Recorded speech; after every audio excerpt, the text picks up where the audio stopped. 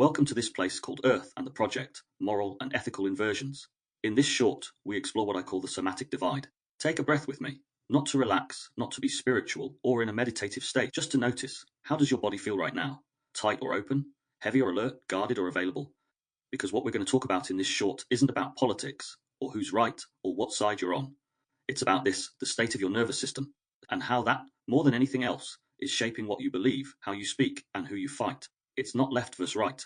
It's regulated versus threatened. We've been trained to see the world in a very narrow way. Left versus right, progressive versus conservative, arts versus my truth versus their lies. Each camp convinced the other is brainwashed, immoral, blind, or stupid. But if you strip away the slogans, the memes, the talking points, what you're really looking at is millions of dysregulated nervous systems, all trying to survive. People aren't just defending ideas. They're defending the internal structures that keep their world feeling just bearable enough.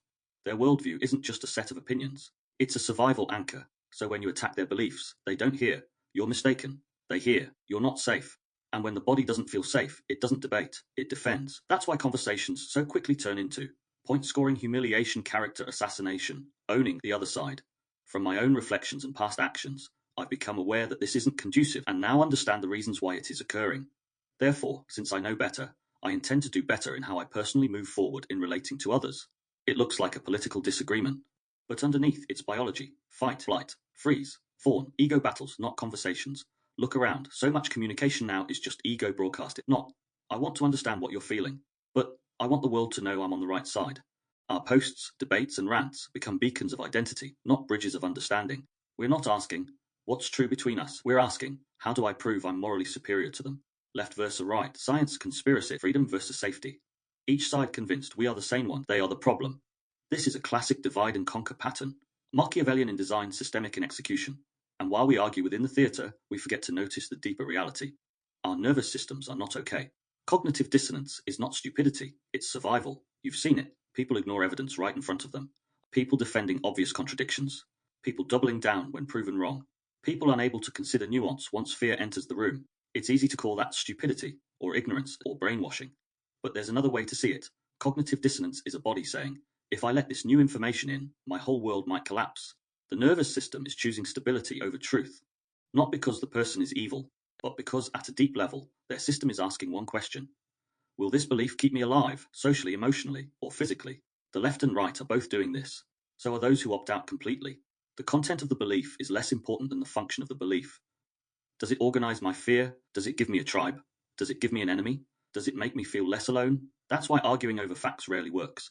The disagreement isn't happening in the cortex. It's happening in the nervous system. Brainwashing or body rinsing.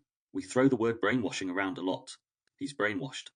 She's brainwashed. They've all been brainwashed by the media, the government, the algorithm. But if you look closely, it's not really the brain that's been washed. It's the body that's been rinsed. Rinsed in repeated fear, repeated outrage, repeated moral panic, repeated symbols of threat and safety, repeated rituals of belonging and exclusion. Decades of systemic conditioning don't just shape how we think. They shape how we feel in the presence of certain images, phrases, leaders, or groups. That's somatic imprinting. So when the news flashes, when a slogan appears, when a leader speaks, your body doesn't say, oh, I shall now engage in rational analysis. It says, am I safe or unsafe, us or them? To obey or to resist, to collapse or attack your nervous system has been trained to respond before your mind even arrives. That's not brainwashing. It's body programming, and if we don't understand that, we'll keep misdiagnosing the entire problem. The real divide, safety versus threat. Under all the noise, there's one question the body is always asking. Am I safe with you? Not, do we agree on policy? Do we vote the same? Are our worldviews identical? But can my nervous system settle in your presence? Or does it brace when you speak? Because if you don't feel safe, the nervous system has already decided upon a threat long before you've had a conscious thought about it. In that state, you don't listen. You don't consider thoughts. You don't soften. You don't relate. We defend. So we end up with millions of people all convinced, I'm just defending the truth. But what they're actually defending is their somatic sense of safety.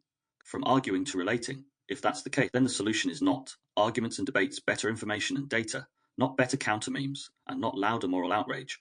We've tried that. It's only hardened people further. The shift has to be from winning to relating, from convincing to co-regulating. From you're wrong to, can we be safe together, even if we disagree? That doesn't mean abandoning your principles, accepting abuse, tolerating harm. It means recognizing no one can hear you while their nervous system is in survival mode. So the first ethical act in any conversation, especially across difference, is not to prove your point, it's to see if you can help both of you down-regulate.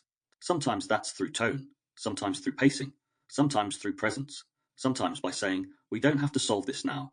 Our beliefs are irrelevant if we can't regulate. Here's the hardest part to swallow, especially for those who care about truth. Your beliefs, your politics, your philosophies, none of it matters if you can't stay emotionally regulated enough to behave ethically. If one can't control their reactivity, they are constantly triggered by the existence of differences. If one can only stay calm around people who mirror us, then our beliefs aren't guiding us. Dysregulation is, you can be right in content and still be harmful in delivery.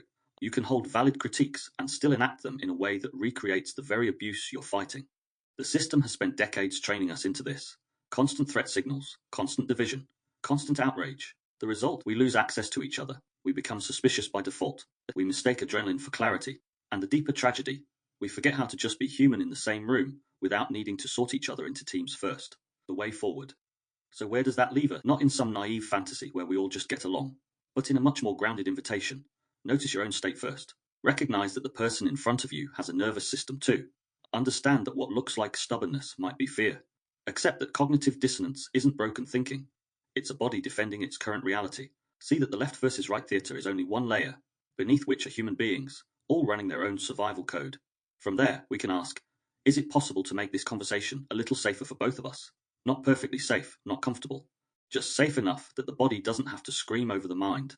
Because until we do that, every debate is just an echo of systemic conditioning, a performance inside someone else's script. And we were never meant to stay trapped there. So to close this short, the conflict isn't just out there in ideologies and institutions.